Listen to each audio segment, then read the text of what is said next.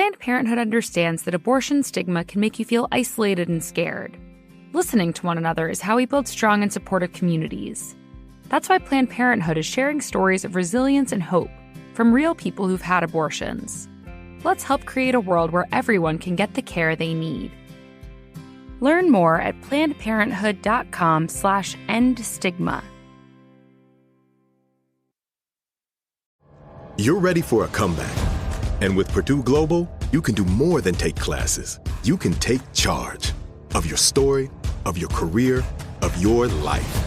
Earn a degree you can be proud of and get an education employers respect. It's time, your time, not just to go back to school, but to come back and move forward with Purdue Global, Purdue's online university for working adults. Start your comeback at purdueglobal.edu.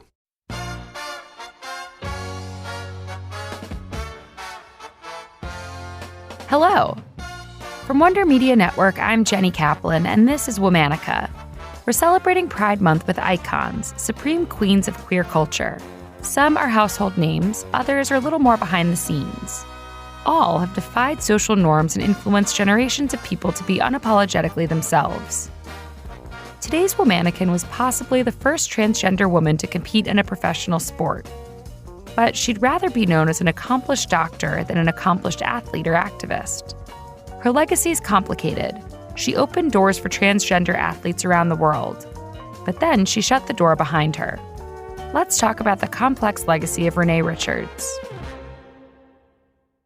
Renée was born in 1934 in New York City.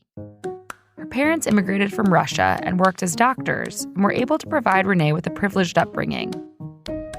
She went to a private school in the Bronx and played multiple sports, including swimming, baseball, and football. The sport she loved most, though, was tennis. After high school, she studied at Yale, where she captained the men's tennis team. She had all the skill to pursue a full-time tennis career.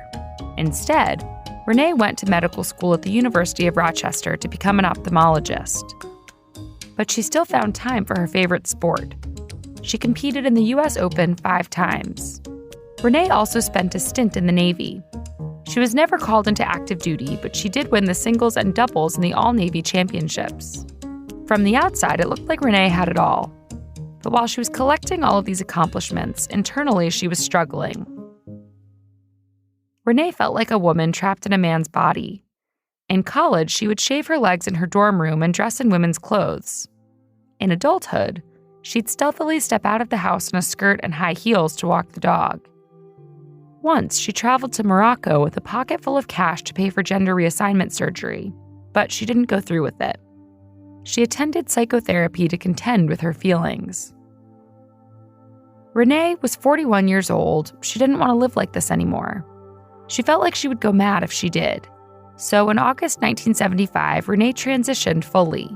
She started living as a woman and named herself Renée, which is French for reborn, an apt choice for this fresh new start in her life. She got a divorce, moved to California, and got a new job at a practice at Newport Beach. And she continued to play tennis, the one constant in her uncertain world. Renée knew her privacy might be compromised on the tennis court. People would question the 6'2" woman with a powerful left-handed serve. And people did. When a reporter outed her after she won a local tournament in 1976, it reached national headlines. Soon after that, the U.S. Tennis Association announced Renée was not allowed to compete as a woman unless she passed a chromosome test. At first, Renée refused. But after being forced to take it, the results were ambiguous, and Renée was barred from playing in the 1976 U.S. Open. So Renée decided to sue for her right to play. The case made it all the way to the New York State Supreme Court. The tennis world was divided over the issue. Many people claimed Renée still had the muscular advantages of a man. Some players wore shirts that said, "Go away, Renée." But Renée had a set of supporters, too. The case came to a head in 1977 at the New York County Courthouse in Manhattan. The United States Tennis Association claimed that if Renée was allowed to play, male athletes would start undergoing gender reassignment in droves to infiltrate women's sports.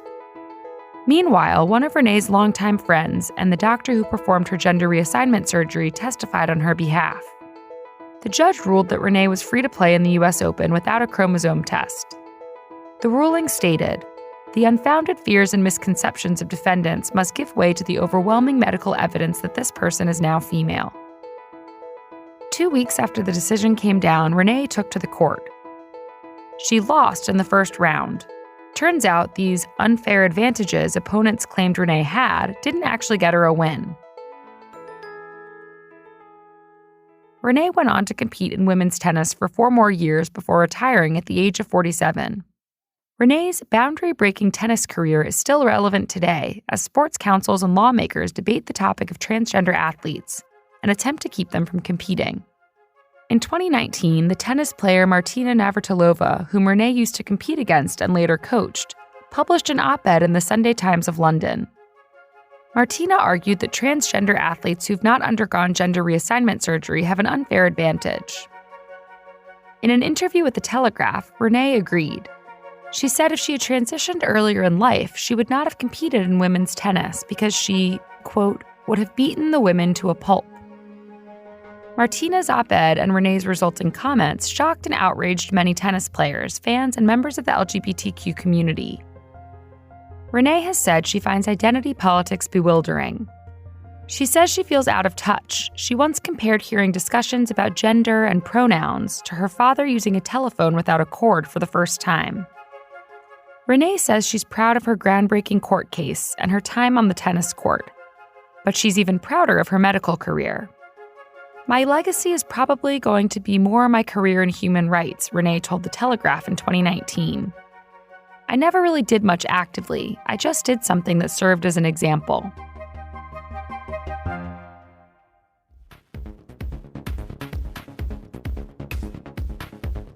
All month, we're talking about icons. For more information, find us on Facebook and Instagram at Womanica Podcast. Special thanks to Liz Kaplan, my favorite sister and co-creator. Talk to you tomorrow.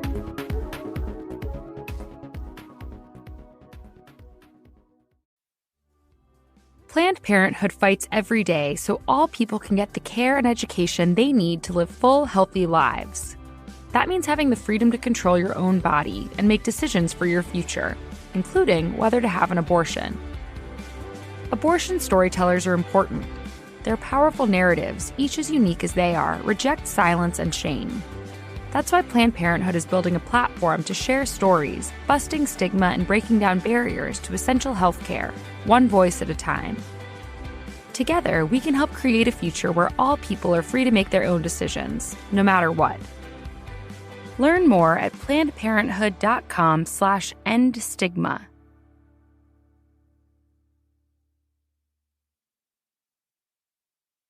Wish shopping just got even better with flat rate shipping, improved tracking, and faster delivery. Now shipping for all the eligible items in your Wish order is covered by one flat rate of $2.99. And delivery is 26% faster too. So get to it. Download the Wish app today. Now is the time to challenge the status quo. T-Mobile for Business has the advanced 5G solutions you need to shake up your industry. After all, disruption is in our DNA. We launched the first nationwide 5G network, and now we are reshaping the way business gets done. Because thinking outside the box means leaving old things behind. Like the phrase, think outside the box. Learn more at T-Mobile.com/now.